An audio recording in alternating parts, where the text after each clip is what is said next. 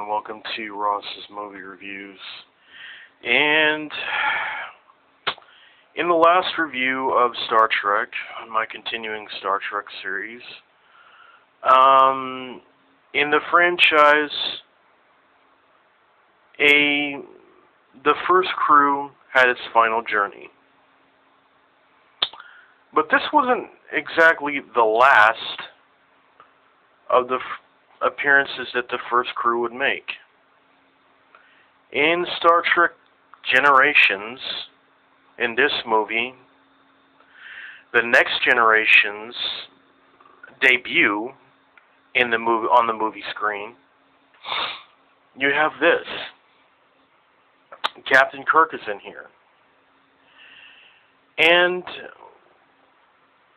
what I think Paramount wanted to do in the last one was that, okay, we've done everything we possibly can with the first series. Now, we know we can't get all the crew back together, so what else can we do, alright?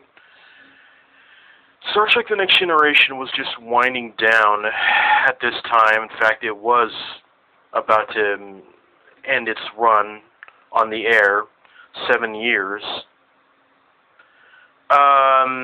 It wasn't until the Best of the Both Worlds where people actually really started to respect Star Trek The Next Generation as a counterpart to Star Trek, the original series. Because I think that really kind of opened the pavement to making Star Trek The Next Generation more accessible to people that didn't care for the series, but they really liked that one. They really liked that episode, the one where Jean-Luc Picard gets taken over from the Borg. What it did was it gave Paramount an idea. It said, why not we have two series, okay, that are very important to fans, because The Next Generation has its fans that are more committed to The Next Generation, and Star Trek has its fans. Star Trek the original series pretty much has more fans, but let's make both of them happy. Why not make an event movie? Why not put both captains in the same movie? Alright. Now, William Shatner returns, James Doohan returns, and Walter Koenig returns in this movie. The rest of the crew does not. Leonard Nimoy did not want to do this movie. He didn't see any point to it. He didn't really see any value to the Star Trek franchise for this. And I think that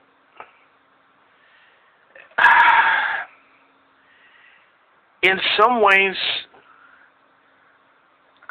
I almost get his point of why he didn't want to be in this.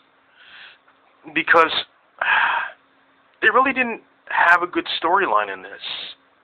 I don't know. It's another one of these even movies where, the war against the even-odd thing again.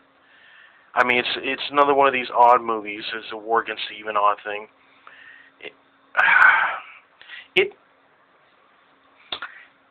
It's fun to watch. That's all I can say about this movie. It was very fun to watch. And I can tell you that for what this movie, the plot is that, we'll get to the plot. The plot is that in the 23rd century, in the 24th century, a ship is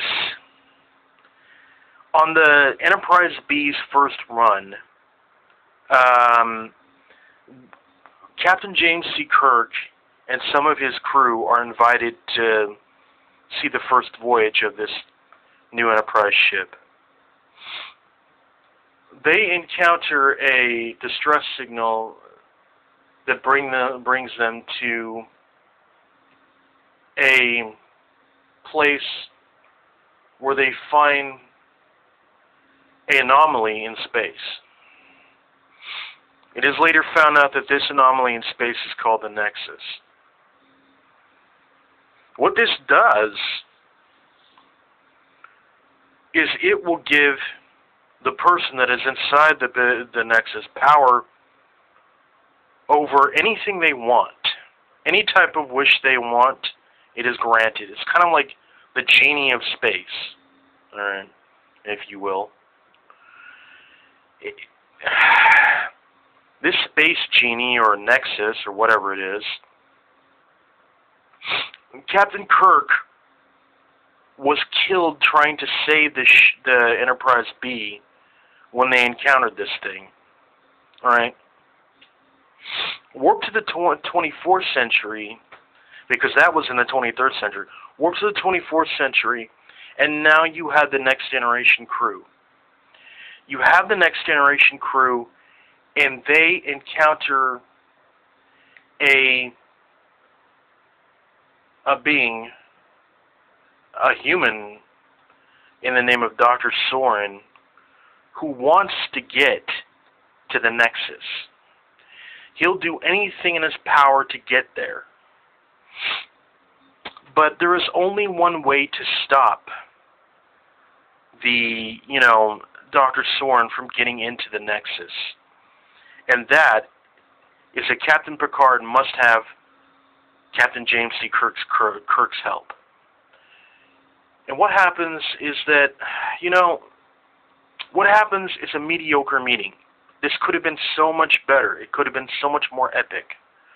And, with the exception of one really cool battle scene and one really awesome crash scene, and some really cool digital effects, this movie is okay. It's alright. My opinion is that they could have tried much harder on this. They could have tried a lot. They could have been a lot more, they could have just put a lot more in it. And when the meeting between the captain, Jean-Luc Picard, and Kirk comes, it's kind of like an everyday thing. They got to treat it as though it was an everyday thing. This is a big event for Star Trek. Was it as big as the crew's final journey? No, but it was a big event. And they kind of treated it as though it were kind of just an everyday thing. So, being said that, you have this end climactic scene where, the captain and Kirk and Captain Jean-Luc Picard, the two captains, work together. And you have this end climactic scene, and I don't know, it doesn't go over very well. And I really don't know how to put it, but this was just one of the more disappointing, for the Next Generation crew, it wasn't as disappointing as Star Trek Insurrection, but it was disappointing for me, because I went to go see this in the theaters, and I was really expecting something that was really big, that was really, the meeting was going to be really great, It isn't. It's just this. This isn't that fantastic, It's just talking. That's it. And I don't know. I guess they tried to please the fans of both series, but they just couldn't do it. They just couldn't do it in a correct manner. Now, join me where the Next Generation will get the full-fledged time on their own, movie time on their own, in Star Trek First Contact. A vast improvement over this movie. Again, you have these mishaps in this movie series, and then you can come and do a 360 and have a vast improvement. Star Trek First Contact was a vast improvement, and the best of the Next Generation as far as I'm concerned.